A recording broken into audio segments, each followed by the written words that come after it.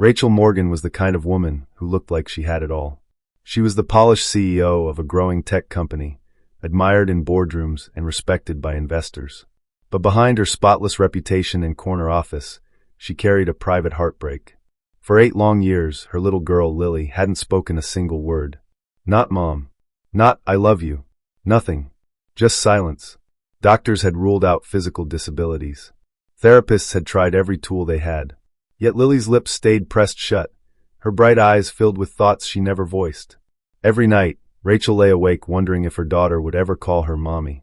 And then, on a quiet afternoon in a small coastal town in Maine, fate brought them face to face with someone who would change everything.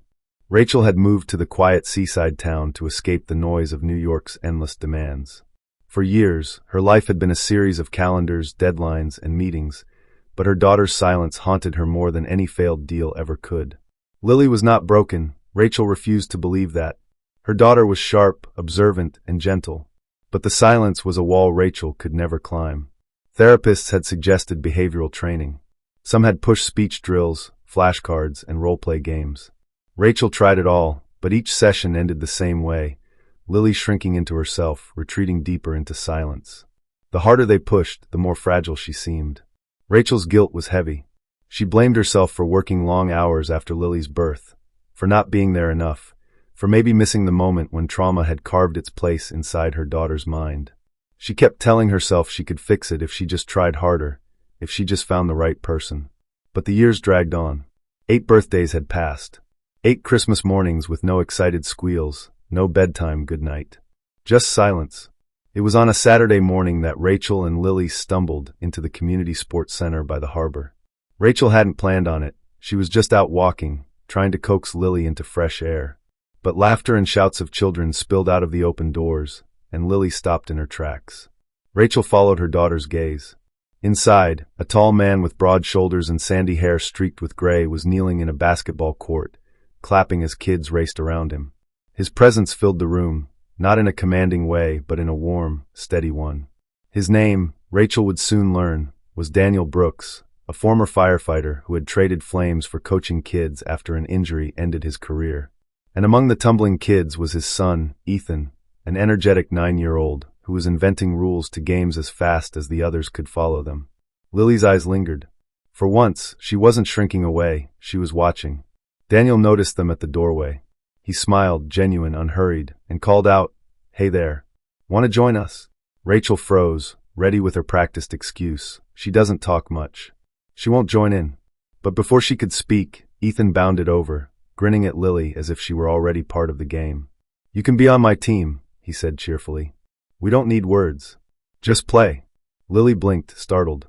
Then, unbelievably, she stepped forward. Rachel sat on the bleachers, stunned, as Lily moved into the circle of kids. No one asked her to speak. No one pressed her to introduce herself. Daniel simply tossed her a soft ball and smiled. The kids cheered, and slowly Lily played along. Rachel's throat tightened. It was the first time in years she'd seen her daughter participating without coaxing or bribes. Something about Daniel's approach was different. He didn't treat Lily like a puzzle to solve. He treated her like a kid. After the game ended, Rachel went to thank him, still overwhelmed. "She doesn't usually," Rachel began, but her voice cracked. Daniel nodded kindly. "I've worked with a lot of kids. Sometimes the trick isn't talking at them. It's letting them feel safe enough to come out when they're ready." Ethan chimed in, wiping sweat off his forehead. "She's good. Can she come back next week?" Rachel glanced at Lily, who for the first time in forever wasn't clinging to her leg. She was standing on her own, cheeks flushed from running. She wasn't smiling exactly, but there was light in her eyes. Rachel swallowed the lump in her throat. "Yes, we'll be back."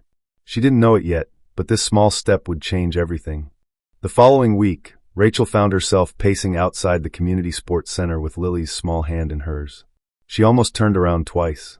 She wasn't sure if last time had been a fluke, if Lily had simply gotten swept up in the moment. Rachel's heart pounded as she pushed open the door. The sound of sneakers squeaking and children's laughter echoed through the gym.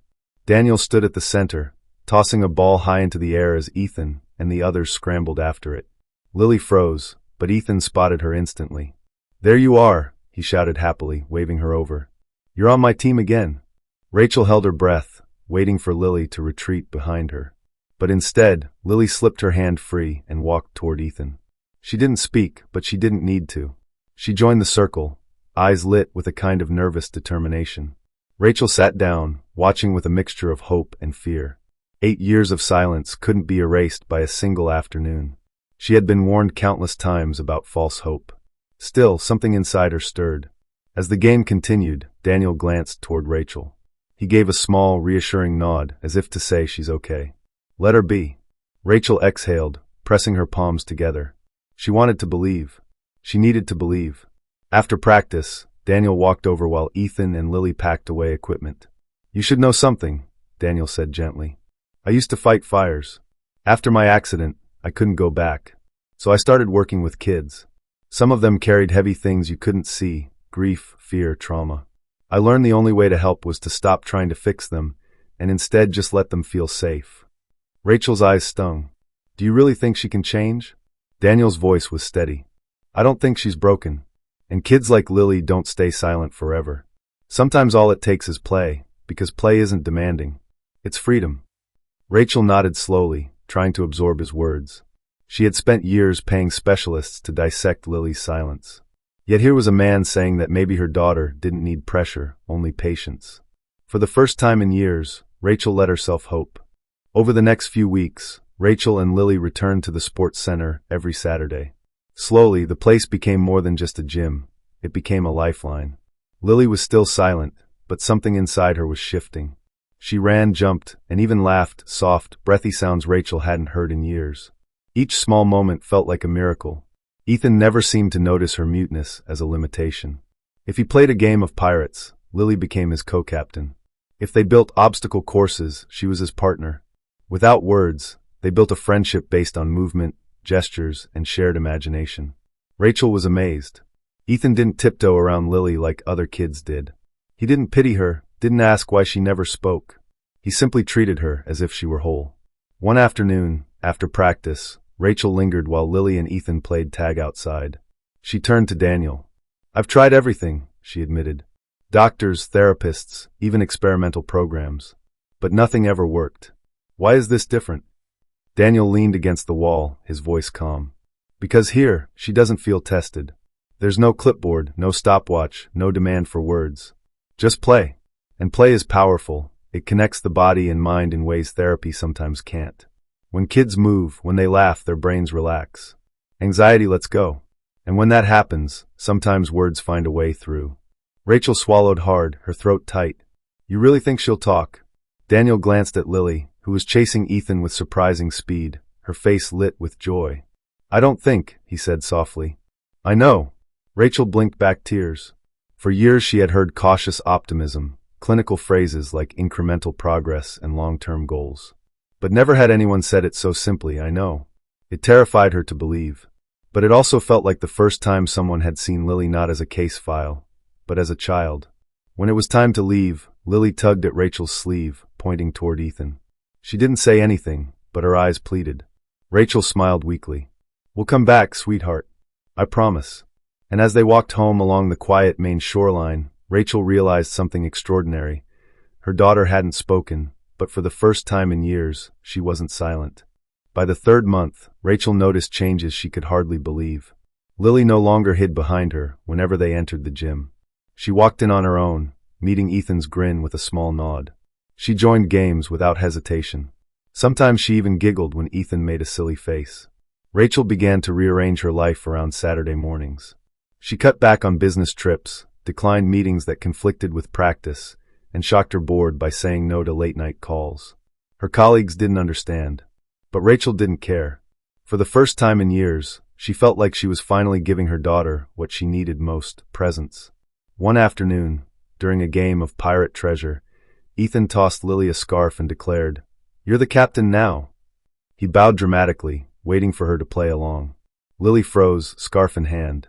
All eyes turned toward her. Rachel's chest tightened, afraid her daughter would crumble under the pressure. But then it happened, barely a sound, but enough to make Rachel's breath catch. Lily's lips parted, and the softest whisper escaped. See, Captain. Rachel's hand flew to her mouth. Tears blurred her vision. Daniel, who had been watching quietly, didn't move, didn't rush. He simply smiled, letting the moment breathe. Ethan clapped, unfazed by the fragility of Lily's whisper. Yes, Captain Lily, he shouted, rallying the kids into a cheer. The gym erupted in laughter and applause, but Rachel barely heard it. After 8 years of silence, her daughter had spoken a word. A real word. It was shaky and quiet, but it was hers. That night, Rachel sat at the edge of Lily's bed, brushing her daughter's hair back as she drifted towards sleep. She whispered, "I heard you today, sweetheart. I'm so proud of you." Lily didn't respond, but her small fingers tightened around Rachel's hand. And that was enough. The following weeks brought both hope and heartbreak. Lily didn't suddenly start talking in full sentences. Some days, she stayed silent the whole session, retreating into gestures and nods. Other days, she whispered a word or two, so faint Rachel had to lean in to catch it. But progress, Daniel reminded Rachel, was never a straight line. Trauma doesn't vanish overnight. Think of it like learning to trust again. Every word is a step across the bridge. Rachel clung to that metaphor. It helped her stay patient, even when frustration bubbled inside her. She wanted so badly to hear her daughter's voice fill the room, to hear Mom spoken aloud. But she learned not to push, not to beg. Ethan played the biggest role. His endless imagination gave Lily safe spaces to try out sounds. During one game of Secret Spies, he leaned in and whispered, "You have to tell me the code word. It's okay if no one else hears." Lily's lips trembled. Her face flushed pink. And then, barely audible, she whispered, "Blue." Ethan grinned, as if she had just solved the greatest mystery on earth. He didn't point it out to anyone, didn't clap or cheer. He just played along, protecting the fragile gift she had offered. Later, Rachel thanked him. "You're really good with her," she said softly. Ethan shrugged, swinging his legs. "She's my friend. Friends don't give up on each other." Rachel's heart ached at the simplicity of it. Adults had spent years trying to analyze Lily, but this boy, this child, had given her what she needed most: unconditional acceptance. One evening, as Rachel tucked Lily into bed, she asked gently, "Sweetheart, do you think you'll talk more?" Lily didn't answer, but her lips curved into the smallest, shyest smile. And for Rachel, it was the brightest light she had seen in years. By the 4th month, Saturdays felt sacred. Rachel blocked them out on her calendar with a lighthouse emoji. Lily had picked it because lighthouses keep people safe. At least that's what Ethan had told her while they built one from cones in the gym. The ritual mattered. Walk past the harbor, sneakers squeaking on the wooden boards, Lily's hand warm in Rachel's. Then the gym doors, the rush of laughter, Daniel's steady wave, Ethan's "You're here." The email landed on a Thursday night like a stone in water. Board demands emergency strategy session. Friday night run-through. Saturday morning live investor review. Rachel stared at it until the screen blurred. Every flight she'd taken for the company had felt necessary, until Lily whispered "Captain." Since then, necessary had been rewritten around an 8-year-old's courage. She called Daniel. "There's a crisis. They want me in Boston. Friday into Saturday morning. I can race back, but—" Her voice broke on the "but." Silence hummed for a moment. "I hear you," Daniel said gently. "If there's any way to keep Saturday solid, do it. But if you can't, we'll treat this like a speed bump, not a crash. I hate that it's even a question." "I know. Here's something simple you can do if you have to miss. A tiny home circuit. 10 minutes, no talking required. March in place for 30 seconds, cross crawls, 3 balloon breaths, soft humming, then beanbag toss to a target. Pair movement with a symbol of safety. Maybe that lighthouse you two like."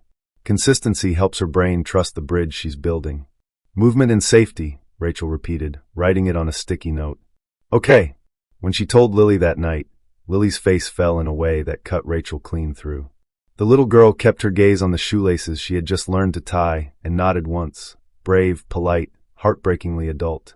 Rachel knelt and cupped her cheeks. "I will be back as fast as I can. And I won't let Saturdays disappear. Lighthouse Day stays." Lily slid a drawing into Rachel's bag while she packed. A fat little lighthouse with a yellow beam and 2 stick figures underneath. One tall, one small, holding hands. Friday was a blur of slides and sleeplessness. In Boston, the boardroom buzzed. Investors arrived too early, and urgent multiplied like rain on glass. At 7:40 a.m. Saturday, Rachel looked at the clock and did the math. 2 hours back if traffic behaved. The session starting at 9. She texted Daniel, "I'm trying." At 9:12 she was still on the interstate, the ocean just a steel ribbon to her right, every mile feeling like betrayal. By 10:03, she was sprinting through the gym doors, breathless, hair windblown, heart somewhere under her ribs. The court was quiet. Free play had ended. Daniel was stacking cones. Ethan was taping a paper star to the wall. "Hey," Daniel said softly, reading her face before she spoke. "I missed it." The words tasted like failing. "I missed her." Lily waited. Ethan offered, kind because kindness was his default. "We played count the boats near the window." She kept checking the door. Rachel closed her eyes. "I'm so sorry." Daniel didn't scold. "Let's focus on repair, not guilt. Do the home circuit today and tomorrow at the same time. Come a little early next week, so she sees you already here. We'll ease her back in." Rachel nodded, throat burning. In the quiet, she could almost hear Lily's paper lighthouse crinkling inside her bag. That evening, Rachel rolled out 2 yoga mats in their living room. "Circuit time," she murmured, keeping her voice as gentle as the hum of the fridge. Lily watched, uncertain, then followed, marching cross-crawls, balloon breaths, the softest hum. For the beanbag toss, Rachel taped the lighthouse drawing to the wall. Lily hit it once, twice, 3 times, and looked at Rachel as if to ask, "Does this still count?" "It counts," Rachel whispered. "You count." Sunday. Same time. Same 10 minutes. Rachel set a phone timer and put it face down, so Lily saw consistency without seeing a clock. March, cross-crawl, breath, hum, toss. They finished with a high five that was more of a soft press. Lily's fingers lingered. On Monday, Rachel moved her do not schedule block from a decorative calendar note to a company-wide rule. Her assistant warned her, "The board won't love it." Rachel stared at the lighthouse sticker she'd placed on her laptop and said, "They'll adjust." She wasn't reckless, she was reprioritizing. There's a difference no quarterly report can quantify. All week, small anchors, a doodled lighthouse on Lily's lunch napkin, a pebble from the harbor in Rachel's coat pocket, a quick message to Daniel, "We're keeping the circuit." Saturday, they arrived 20 minutes early. The gym smelled like rubber and hope. "Warm up?" Rachel asked, keeping it playful. Lily nodded. They did the mirror walk, stepping heel to toe along the sideline, Rachel copying Lily's pace, not the other way around. Daniel clocked the scene from across the court, a quick smile flickering like approval. When free play began, Lily hesitated at the circle's edge, last week's wobble still in her knees. Ethan jogged over, breathless. "You want to help me with the secret beams?" He pointed at strips of painter's tape he'd laid out in zigzags. No words needed, just beams, because Ethan always seemed to know what cost Lily the least. Lily stepped onto the tape, arms out, eyes down, breathing through the wobble. Rachel stood back, hands clasped so tightly her knuckles went white. Daniel sidled closer. "She's okay," he murmured. "You did the repair work. Now we let her test the bridge." Halfway across the beam, Lily paused. Her chin lifted, searching for Rachel. Rachel didn't call out. She pressed a hand to her heart and nodded once, letting her face carry the message, "I'm here. You're safe." Lily made it to the end. Ethan hooped, caught himself, and turned the whoop into a silly bow instead. The kids moved into a game of relay toss with soft rings. Lily took her place in line, gripping a ring so tight her knuckles paled. When her turn came, she looked back again. One more check. Rachel lifted the lighthouse drawing she'd tucked into her tote and held it at her chest. "Light. Safe. Here." Lily drew in a breath. Her lips parted. The sound was thinner than a whisper, barely more than air, but it carried across the tiny distance between them.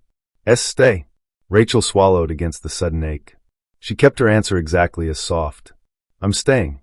The ring flew, not far, not graceful, but it landed on the nearest cone.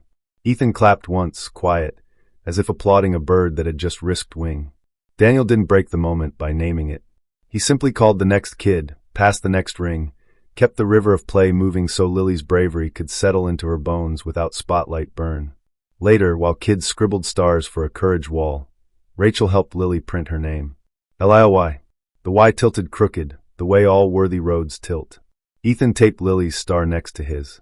"Teammates," he said, proud of a word that asked nothing and promised everything. On the walk home, gulls cut the sky into ribbons. Lily held Rachel's hand and swung it once, twice. At the crosswalk, she tugged gently and pointed at the harbor, where a Real lighthouse stood small and stubborn against the horizon. "Light," she whispered. 2 syllables. A world. Rachel didn't gasp this time. She didn't cry. She let the word glow exactly as big as Lily needed it to be. "Light," she echoed, voice even, steady. The way you speak when you don't want a brave thing to run away. That night, they did the circuit again, and when the beanbag thunked against the paper lighthouse, Lily looked at Rachel and added one more word to the universe they were building between them. More. Rachel nodded, smiling through the kind of tears that don't fall. More. Not a miracle in fireworks, just a lantern, then another, stringing a path where there hadn't been one. Repair, not perfection. Presence, not performance. The work of love seldom trends, Rachel thought. But maybe it could, one Saturday at a time. Autumn came slowly to the coast, the leaves turning copper and gold, the harbor air sharper with each sunrise. By now, Saturdays were no longer experiments, they were rhythms. Rachel and Lily walked the same path each week. Down Main Street, past the bakery where the smell of cinnamon rolls lingered, then toward the gym where Daniel's whistle and Ethan's laughter always floated like beacons. The small steps had grown into something sturdier. Lily's words came not in streams but in drops: stay, light, more, and lately again. Each syllable was a treasure, not because it was loud, but because it was hers. Rachel had learned to measure progress not against a chart in a doctor's office, but against Lily's own heart. One chilly Saturday, Daniel gathered the parents. Next month, we're inviting the local elementary classes to a mini friendship game. Low pressure, just fun. The kids here will get to show how far they've come. He glanced at Lily, who was kneeling by a cone, carefully straightening it. Participation is always voluntary, of course. Rachel's chest tightened. A crowd, unfamiliar faces, noise. It was everything that had always silenced Lily. Yet part of her whispered, maybe this is the nest edge. Maybe it's time. That night, Rachel brought it up while they folded laundry. There's going to be a game. Kids from school, parents, teachers. You don't have to, but if you want, you could join. Lily fingered the lighthouse drawing still taped to her wall. Her lips pressed together, then parted. One word came out, almost inaudible. Try. Rachel froze. You want to try? A small nod. Brave, trembling. Rachel kissed the top of her daughter's head, tasting the salt of her own tears. Okay, we'll try. The day of the game, the gym buzzed with chatter. Folding chairs lined the walls, local parents sipping coffee from paper cups, the squeak of sneakers loud in the air. For a moment Rachel thought she might faint from the weight of it all. If she felt this anxious, what must Lily feel? Daniel caught her eye and gave a subtle nod, the kind that said, she doesn't have to win. Just being here is victory. The kids lined up. Ethan bounced on his heels, his grin ready to share. Lily stood beside him, her small hands clenched around a soft ring. Rachel knelt in front of her daughter. Lighthouse, she whispered, showing her the drawing folded neatly in her pocket. I'll be right here. Lily nodded, breathing quick but steady. The whistle blew. The game was simple, run, toss, cheer. The room erupted with claps and laughter. When Lily's turn came, her knees wobbled, but Ethan whispered, together. They both ran side by side, and when Lily tossed her ring, it clattered onto the cone. The crowd cheered, not loud, not mocking, but warm, encouraging. And then it happened. Lily turned, eyes scanning until they landed on Rachel. Her lips trembled, then formed a word that pushed past years of silence. Mom. Not whispered, not broken, clear. Small but whole. Rachel's heart cracked open. She pressed her hand to her mouth, sobbing before she even realized she was crying. Yes, she whispered through her tears. I'm here, sweetheart. I'm here. The game continued, kids laughing, parents clapping, but for Rachel the world had narrowed to one word, spoken by the girl who had lived in silence for so long. Afterward, while Daniel congratulated the kids and Ethan chattered about snacks, Lily tugged on Rachel's sleeve. More, she said quietly, then added, almost shy, again. Rachel knelt, hugging her daughter tight. More. Again. Forever. Outside, the lighthouse on the harbor blinked its steady light into the evening fog. For the first time in years, Rachel didn't just see a beacon. She saw her daughter's future, bright, fragile, but undeniably alive. The journey wasn't over. There would still be setbacks, quiet days, words swallowed before they could surface. But the silence was no longer absolute. Lily had found her voice, and Rachel had found hers too, not in boardrooms, but in the patient, steady rhythm of love. And sometimes healing sounded like the simplest word in the world.